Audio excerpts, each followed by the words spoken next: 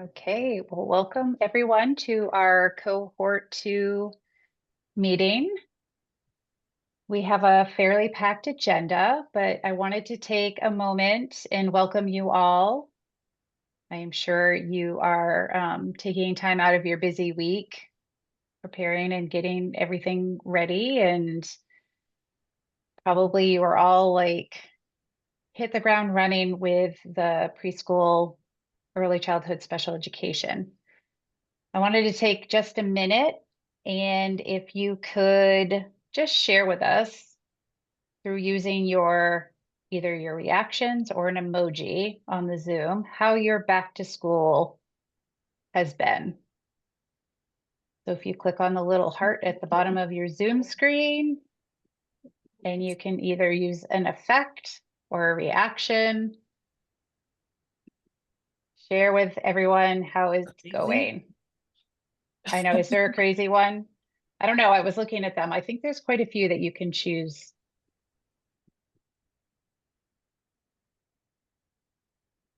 I see some surprise faces, thumbs up. Oh, there is a crazy one. Angie, you found it, right? Yep. A couple, oh, a crying Heidi.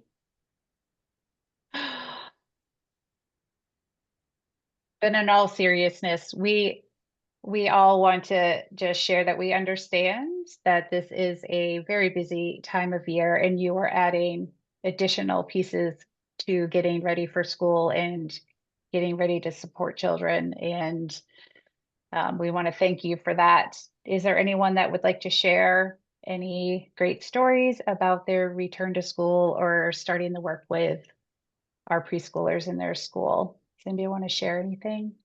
Please feel free to come off mic.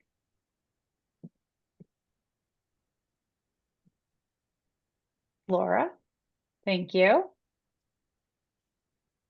You're muted. Okay.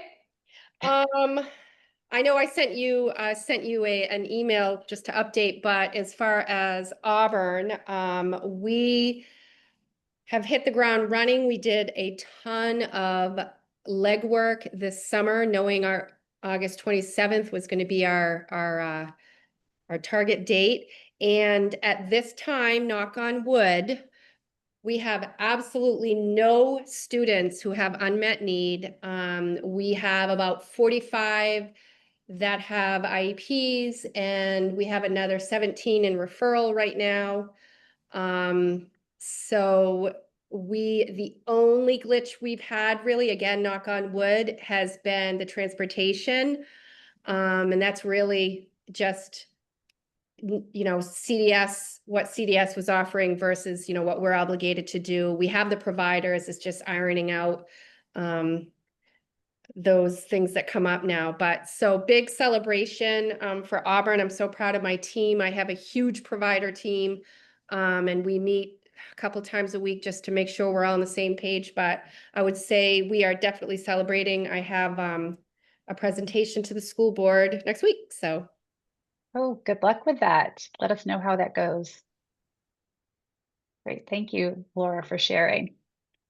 Anybody else want to share any little anecdotes about the little ones in your buildings?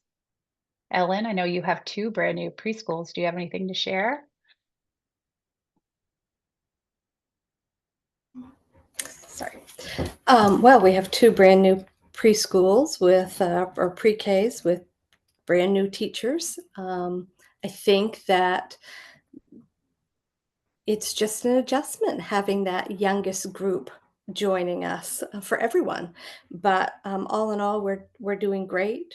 Sometimes we're making it up as we go along, as we try to figure out some behaviors and put some things in place that we didn't realize we needed. But all in all, it's going great.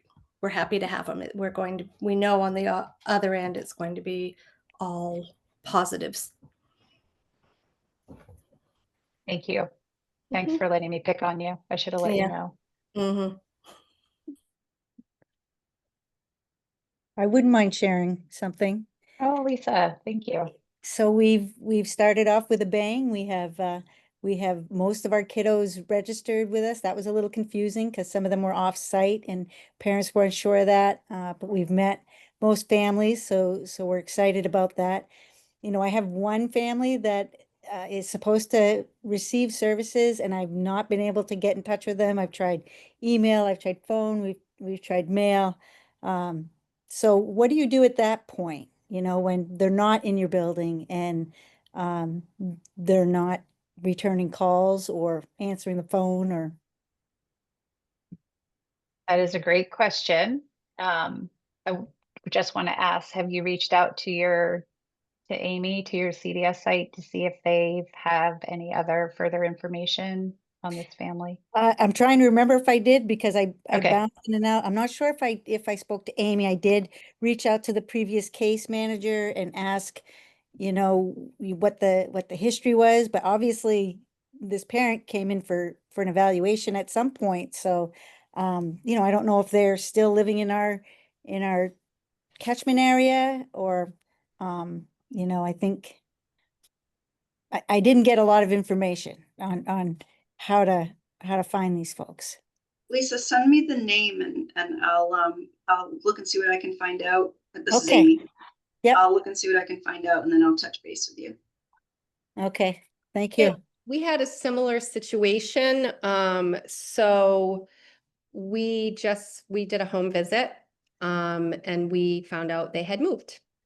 So at least we had closure. And we didn't know where they went, but we talked to the neighbor upstairs and called around. So sometimes home visit, I mean, I always bring someone, but That's a good Also, make idea. sure to document your attempts at communication. Mm-hmm. Eric Curlin would remind you that it's always good, if all else fails, it's great to send the stands ready letter to cover your legal requirements, that you've informed them that you stand ready to serve. Let us know at your earliest convenience. I usually send it by certified mail to get a signature.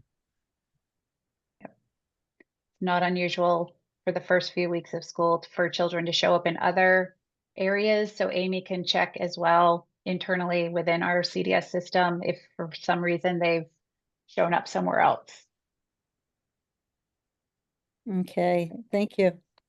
Yeah. Does anybody else want to share anything about the start to school?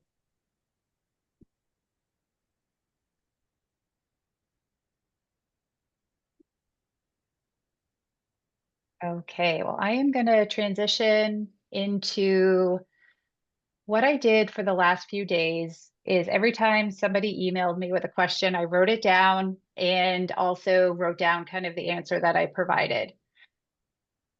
What we have found is that sometimes you reach out to us and we have an answer, we think we have an answer, and then we want to double check that answer or we want to verify. And sometimes that is fairly quickly done, right? We can come together internally and say, is this the right way we're responding to this? Double check with Aaron, is this how we're supposed to handle this situation? And then sometimes we have to be like, okay, we need to pull the bigger team together to look at this question and make sure we're answering it correctly.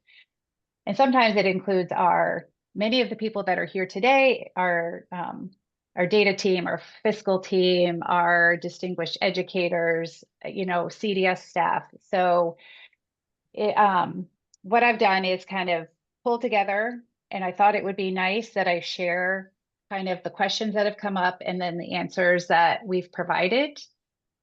If you do have more questions for us, like one of these might spur another question, we just ask that you either email that to one of us so that we can verify that before we give an answer. Sometimes it's really hard. We want to answer your questions on the fly. We want to give you as much feedback as possible, but sometimes we've found that it gets really tricky when we start answering questions because it typically spurs more questions.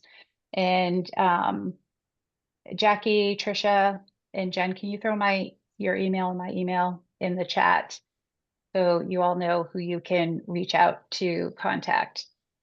So I'm just going to go over these. The other thing I'm going to do is put this frequently asked question document in the Google folder that we have.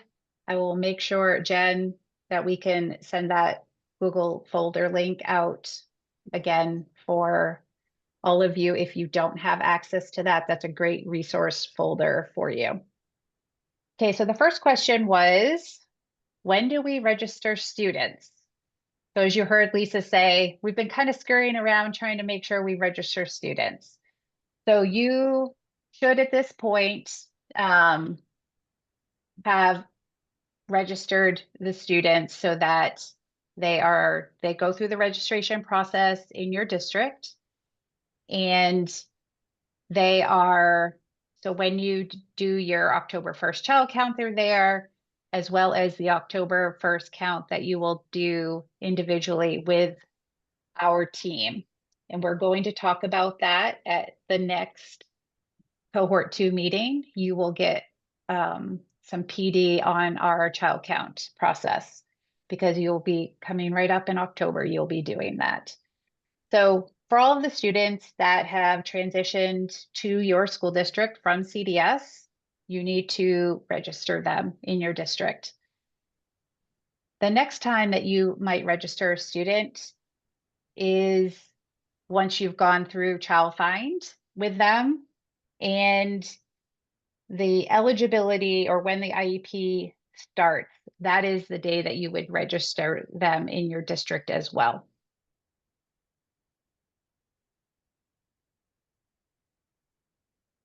You don't need to register them during Child Find. We collect Child Find count through that child count. I was trying to think of the way, what we call it. It's just a child count spreadsheet that each of you will get from either Jen or Holly that will help us count the students. And that is directly tied to your allocation as well. Yeah, maybe the fiscal spreadsheet, the child count fiscal spreadsheet, that we could call it that. Okay, the next question that came up is, we think we need more staff to support the students that we have. Can we post for a position? So as most of you went through an IEP review with Lori Whittemore prior to your students coming in, and really looked at the number of staff that you would need to help support them. What we need to do is kind of do a check and balance with you as well as you move forward and are thinking that you need to add staff. So if there's been a change to that initial kind of overview that you had with Lori Whittemore, and you have new children that have moved in, you have children that are going through the child find process that you're anticipating might need additional staff or support, please check in with your local early childhood special education coordinator. So that would be either Jackie, Trisha Kurt, or myself. And we will help look at that just to make sure that it's reasonable and necessary. Remember, those are the two things that we look at when we're looking at the fiscal part. And then look at how either we can support you through our CDS at support and service hubs, or if that's a position that you want to post through your site, through your school district. Okay. So the other questions that came up were a lot around the catchment area again. So I'll just read this next one. A parent has decided to enroll their child in a childcare program outside the district's catchment area. Do I need to contract with that program, or do I need to send a provider there? This really goes back to, are you able to provide a program for that student in your public pre-K or through a collaboration with a program in your catchment area? And if you are, then that would be your offer of FAPE. If not, then no, you are, if you don't have a program, let's just say you've run out of room in your pre-K, you don't have any community partners, and this child needs a placement, then yes, you would need to work with a program that is outside of your catchment area to ensure that that child receives their early childhood special education.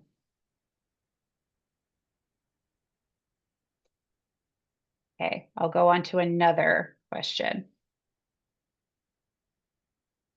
So this was the follow-up question to this. So basically, you're not necessarily required to go outside of your catchment area if you can provide that in. But then the school district was like, yeah, but we want to have a good start to our relationship with this family, and we want to support the student to get their services before they enter kindergarten. What can we do? So our response to that is you could contract with CDS and see if they can provide that service.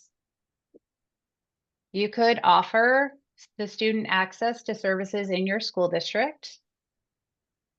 You could also, if where that school district is, it might be another cohort 1 or cohort 2 school district.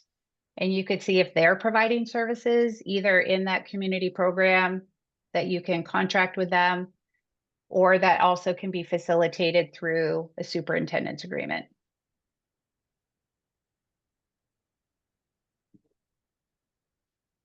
So this ties into sort of this same thread of questioning.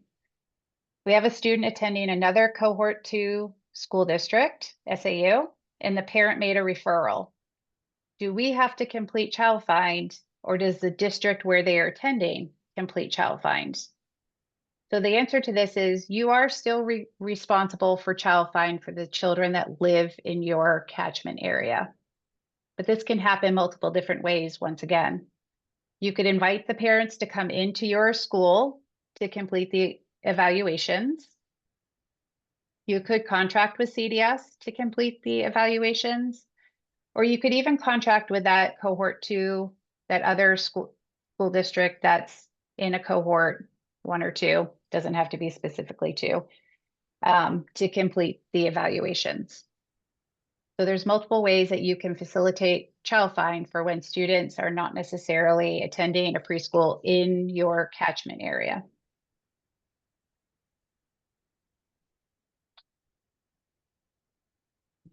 Okay, so this other part came up.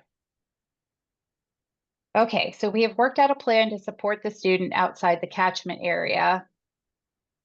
How do we register them? So they would still be registered in your district, and you would count them on your early childhood special education child count, because you are providing the services for them, whether that's through a contract with CDS or a contract with the other school district. If you are still responsible for that and you're providing that, then you would still register and count that student.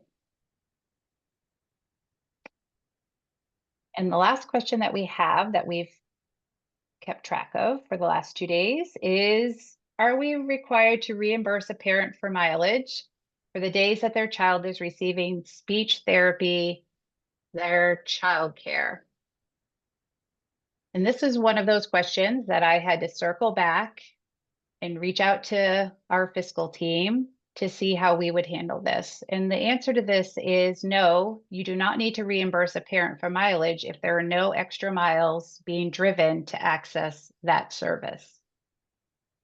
So remember, you don't have to remember all of these. They're all in a document. They will be put in the Google folder or the resource folder, and we will continue to add to them and review them at our cohort 2 meetings as we have time, so that all of you are benefiting from the questions that are being answered.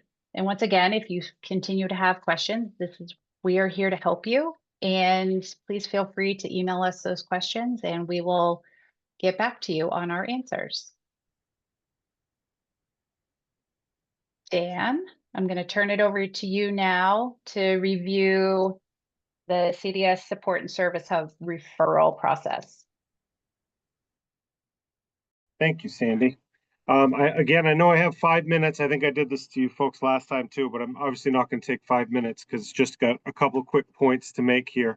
The first one is that we are super close to coming up with a referral form that we're going to use to push out.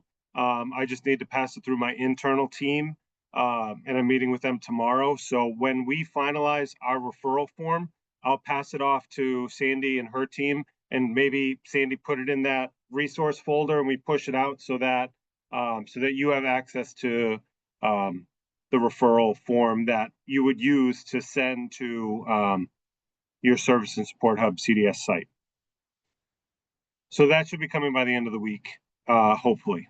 The second part is that we're also looking to finalize having an established point person for each site to receive the referral and respond to the referral. Again, that's something that I'm going to be solidifying tomorrow. And we're hoping to be able to provide, I'm hoping you all have a point person at a CDS site. But if that is not happening yet, what I need you to do, I'm going to put my email in the chat here in a second.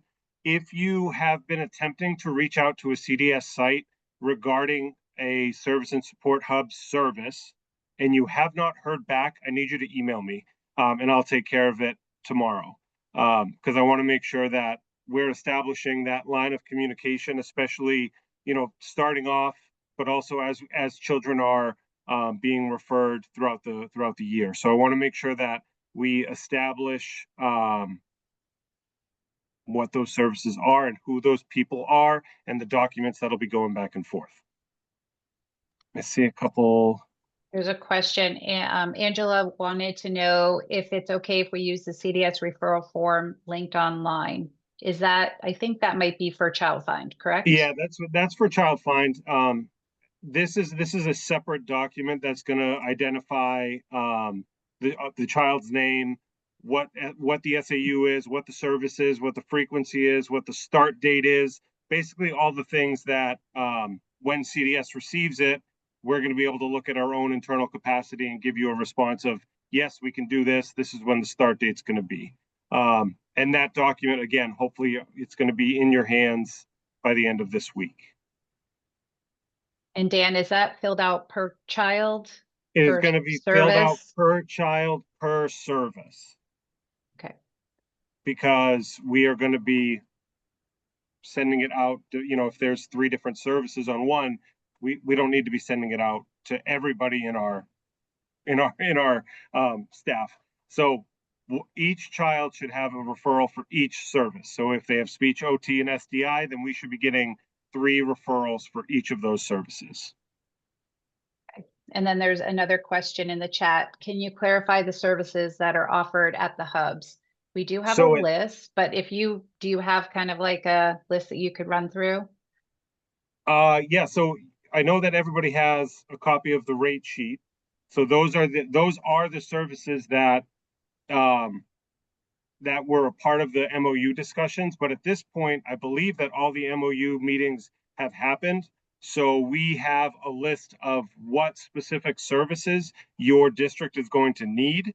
And the sites know that. So this referral process is just kind of creating the paper trail so that we can collect data and do the service logs for them on our end. Okay.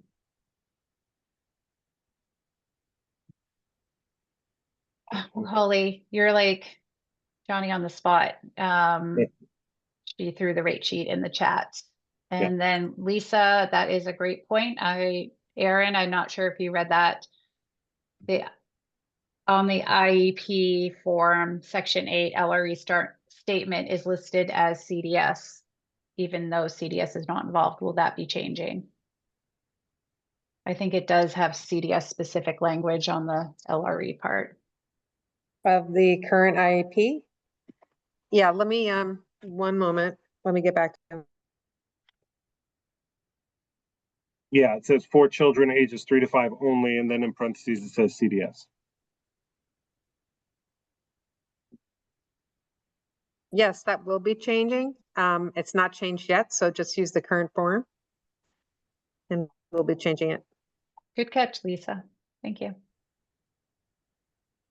So again, in summary, I'm going to put my email in the chat. If you have been trying to reach out, and this is not just for this situation, but please, moving forward, if you are reaching out to somebody in CDS and you're not getting responses or you need some more support, please email me. Please email me. I want to make sure that we have those communication lines wide open as we're working through this. So So yeah, so we'll get the referral to you folks, hopefully by the end of the week. And if you don't have a point person at a CDS site, please send me an email. Thank you.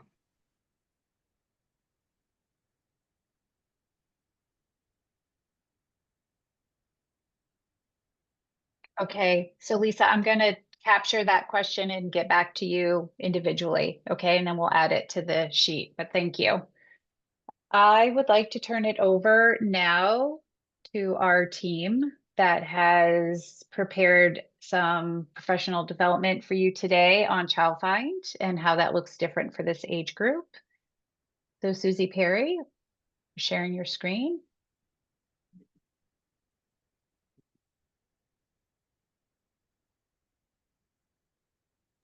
Can you see it, Sandy? Is it showing up? You're good. All right. Yes, so as Sandy said, this is about Child Find in early special education, and we were going to have Sandy introduce our team. Yes, so for those that may be new and have not been on a Cohort 2 meeting before, I'm Sandy Flack. I'm the Deputy Director for the Office of Special Services and Inclusive Education. And I will turn it over to Jackie. Hi everyone, I'm Jackie Hersom. I'm one of the early childhood special education coordinators on the transition team, and I specifically support the Mid-Coast and Reach regions. And Tricia? Good afternoon. I am the other regional early childhood special education coordinator, and I'm servicing Two Rivers, Peds, and Aroostook regions. And Julie? Good afternoon, everyone. Julie Giacconi, education consultant, and new to the team. And Susie, I'll turn it back to you. All right, thank you. And hi, everybody. I'm Susie Perry, and we'll get going with our Child Find information. Our presentation goals today are to share information about Child Find for school districts for SAUs that are now providing FAPE by reviewing the components of Child Find and highlighting for you some of the differences that will be experienced when serving preschool age children. We also want to find out what next steps you might like assistance with and any ways you think that we might be able to help. Those are our activities for this session today. Child Find is about making sure that all children who might need special education have the opportunity to obtain the needed supports and services. In Maine, the responsibilities for Child Find services for preschoolers are shifting. As SAUs join the cohort of students taking responsibility for FAPE, they are building on the existing Child Find activities and extending these to children ages 3 to 5 in most cases. This means that each SAU must make sure that all young children in their community, whether they are in public or private preschool, are in childcare or are not enrolled in a program, are identified and evaluated to determine if they need special education. While some SAUs have elected to serve 4-year-olds only this year, others serve 3, 4, and 5-year-olds in their communities. So collaboration and coordination across childcare, CDS, SAUs, and other agencies and programs will help achieve a successful Child Find process. Throughout the presentation, you will see web links on the slides to the Maine Unified Special Education Rules, or MUSER, should you want a quick reference to those. Like you see at the bottom of this slide. So next, we're going to talk about Child Find components, and there are 3 major components to the Child Find process. The first is to locate, which is obviously the notification of the services to which the family is entitled, and a possible messaging campaign for getting the information out. And SAUs are responsible for reaching out to families, preschools, and childcare programs to ensure that all children are known and connected to services. The next piece is to identify. So referrals or other processes that may indicate potential special education needs. Referrals can come from parents, childcare providers, doctors, or community agencies. Any concerns about development can start that process. And then we get to the final piece, which is the evaluation piece, which is a decision to proceed with evaluation and conduct that evaluation. And once the SAU and parent agree, the child find process gathers information through screenings, assessments, parent or provider input to decide if the child may need special education services. Child find for preschool aged children 3 to 5 is now the responsibility of the SAUs. This means districts must actively locate children in their communities, accept referrals from many sources, and work with families to evaluate whether a child may need services. The process is designed to make sure no child is overlooked, whether they are in the public school, the private school, childcare, or not enrolled in any program at all.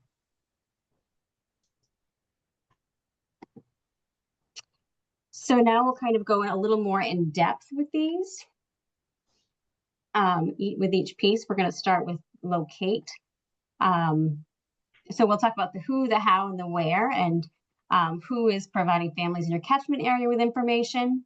How is information is made available by the SAU through infographics, web outreach, through parent advocacy and assistance groups, and where is you can post through social media, community bulletin boards. There are many ways. But the biggest piece is it's incredibly important to connect with it within our communities so that we can provide outreach and information to all families that can guide them should they have questions or concerns regarding a child's development or learning. When you share this information with community members, the conversations lead to new connections. An effective way to do that is through an intentional messaging campaign that helps to locate children with disabilities who may never have had any intervention or families that may not know about what services they can get. Examples of this are with infographics such as brochures and rat cards that are displayed and accessible to families in medical offices, schools, and on common community bulletin boards. An example on this particular slide is one that CDS has used in the past in medical offices and other places in the community. We also use rat cards. Provided are that example. And another intentional way of reaching families is through parent advocacy and support networks like Help Me Grow and the Maine Parent Federation, who have supported CDS many times by assisting families with the referral process of child find.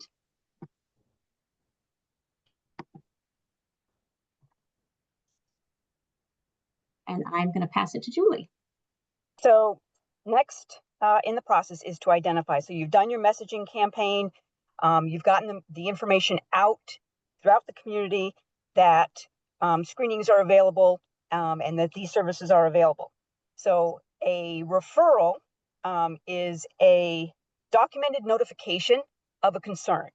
And it's important to know that your referrals can come from many, many places, many different sources. So as you can see on the screen, parents, doctors, healthcare providers, public pre-K, Head Start, private childcare, developmental services, etc. So then what happens once you receive a referral? So as soon as you receive a referral, parents are sent procedural safeguards and prior written notice of the referral. Then you will receive back, you should be receiving back a signed consent for evaluation. Then the evaluation is conducted. And then the IEP team determines eligibility. This is a high-level overview of the process.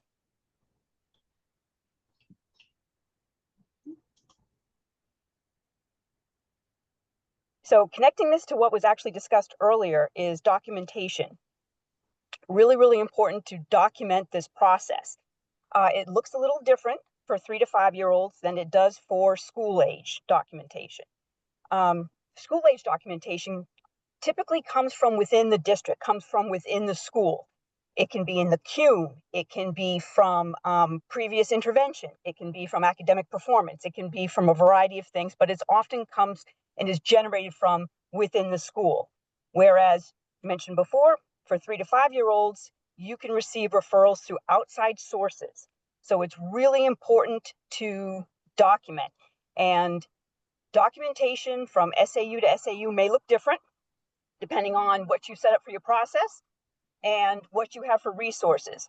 But ultimately, what we bulleted out here are the things that must be documented. So for example, the referral, receipt of the referral, when and how, who that referral came from, the source, the date parent was contacted and the date the initial meeting was held, the date that the consent to evaluate was sent out, and then the date it was received, back, signed, Evaluations, the dates of the evaluations, evaluation sources, documented screening, parent input provider, all of those pieces.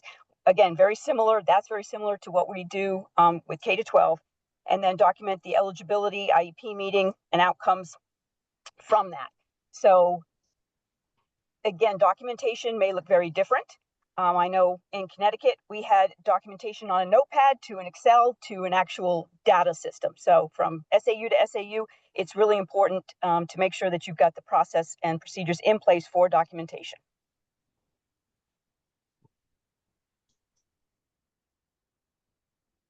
So once the SAU and parent agree to move forward with an evaluation, the child find process really pulls together information from a variety of sources. It's not just one test or one person's observation. The team is looking at screenings, direct assessments, parent input, teacher, early childhood provider input, and then they're looking at how the child is developing across areas like communication, motor skills, social emotional growth, and readiness for school. The goal is to make sure we're capturing the full picture of the child so the team has solid information to determine eligibility and plan next steps. We're also going to do presentation in the future about developmental delay as a category for preschool. So that will be addressed later on in the future.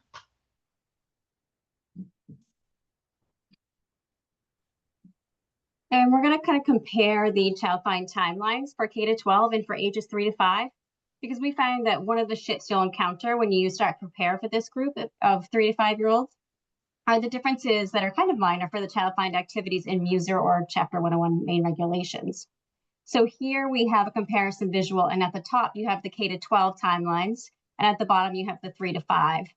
And you are familiar with the K to 12, where child find typically begins upon enrollment or through screening, consent is sent to evaluate in that 15-day window, and the SAO has 45 school days from the date of the signed consent to complete the evaluations and hold the eligibility meeting.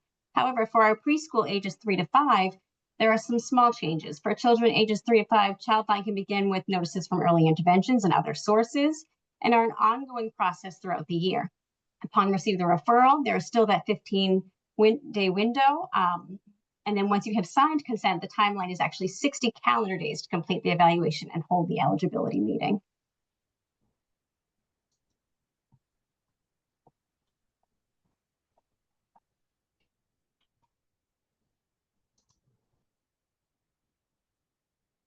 So child find is the process schools use to identify children who may need special education services. In Maine, the timeline looks a little different depending on whether the child is already in grades K to 12 or is preschool age 3 to 5. For students in kindergarten through 12th grade, child find has a very clear timeline, 30 days from the start of school or enrollment. For younger children who aren't yet in compulsory school, child find is a little different. Instead of being tied to the school calendar, it's an ongoing process all year long. This applies whether a child is in pre-K, Head Start, childcare, or even staying at home.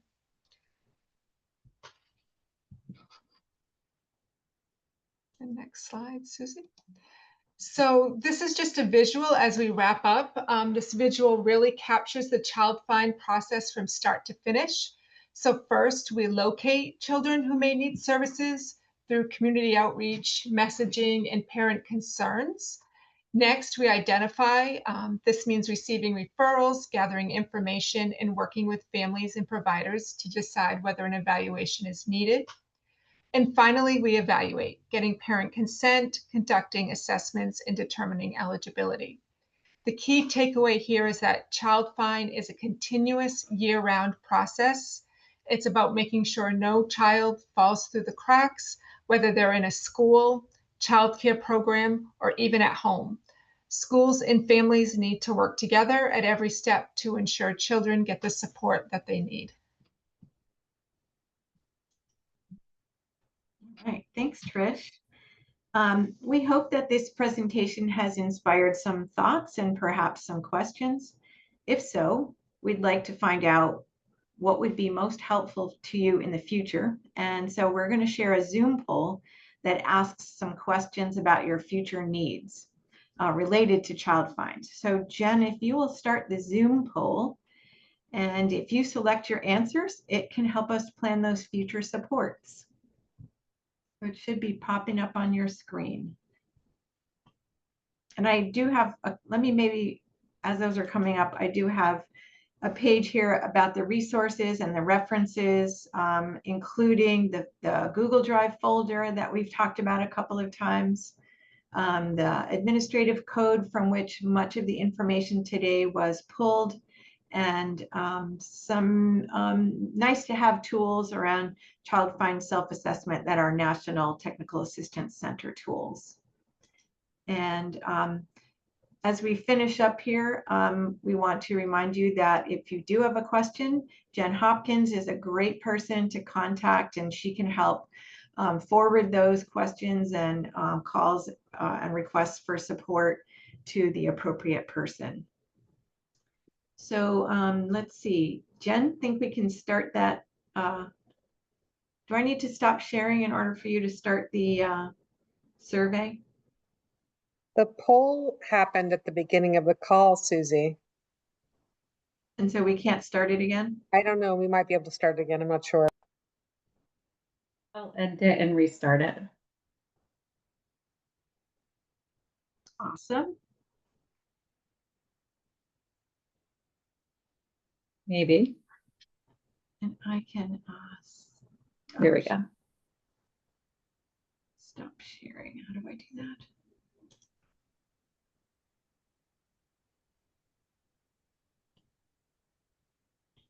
Oh. Oh, it looks like it ended. Yeah, I need to save these before I can reshare it, or else all of these will go away. Okay. So, Well, while you're doing that, there were a couple questions in the chat that I think we can go over because they were pertinent to the presentation.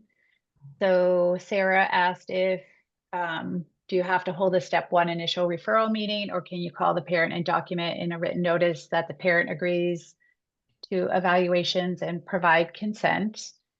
And that is a practice that school districts do engage in. I think you always want to make sure, oh, there goes the poll.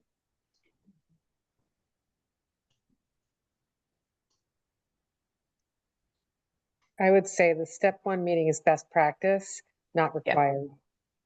Yep. Make sure you're always offering to parents the option to meet. Okay. And then Lisa asked, do we fill out the adverse effect document? And Erin answered her that you would follow all of the eligibility guidelines per usual. Those regs are 3 through 22. And Sarah followed up with, if it's not developmental delay, but it is speech and language, do we fill out the speech and language eligibility form? Or do we still need to do the adverse effect form? And Erin answered that speech and language and specific learning disability are the only eligibility categories that don't require the adverse effect form.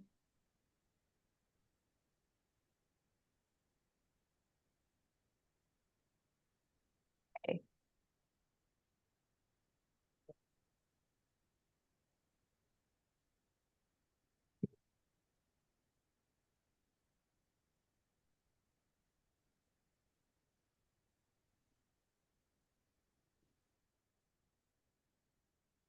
Give everyone a few more minutes to fill out the poll. Did everybody get it and see it? Yeah, okay.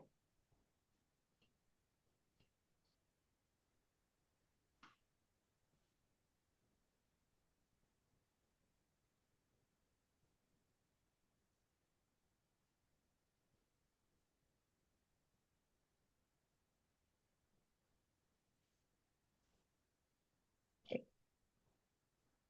So I think we're good on the poll. Is anybody still filling it out? Good. All right. Well, that is all that we have for you today for our cohort 2 meeting. Once again, we'll be meeting again. Oh, Jen, do you know when our next meeting is? It is in 2 weeks, so that brings us to the 24th of September. Okay, and we will be going over child count. And Susie, what else are we doing on that day? Do you know COS? Doing COS that day? I think that's what we had planned, but do you think the fiscal one will take the whole 30 minutes? Or I guess that's what my only question. So did you want to make that whole standalone and then do COS the next time, or do both? I can, either way, I'm happy to do. We're Well, ready. we will figure it out, and we will let you know who needs to be there, because if it's the fiscal child count, we will want to make sure that people that would be completing that for you or with you would be attending that meeting so that they can see how that's done. So we'll figure out our agenda and we'll let you know exactly who needs to be there. So thank you, everybody, and have a great afternoon.